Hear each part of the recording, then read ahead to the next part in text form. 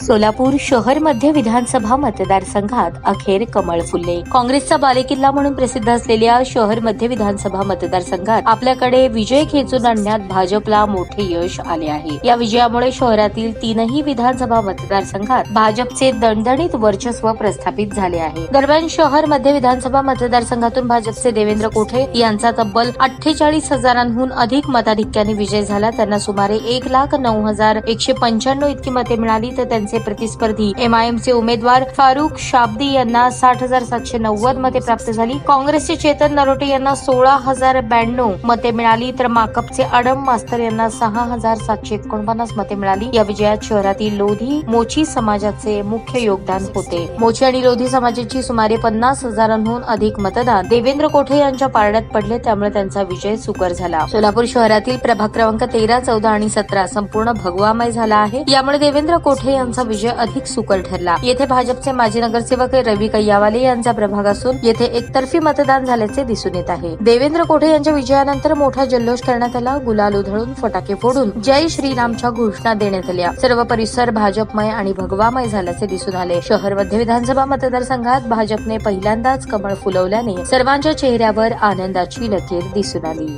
या बातमीचे प्रायोजक आहेत रिदान ज्वेलर्स।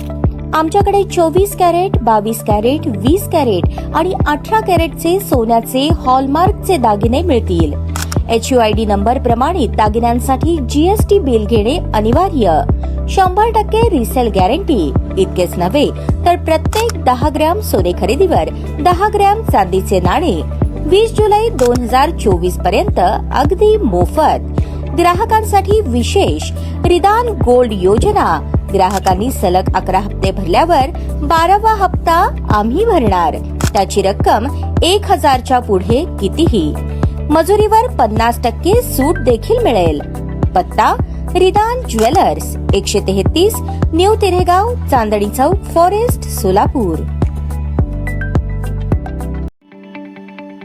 ताज्या बातम्या पाहण्यासाठी प्राईम महाराष्ट्र न्यूज चॅनलला सबस्क्राईब करा।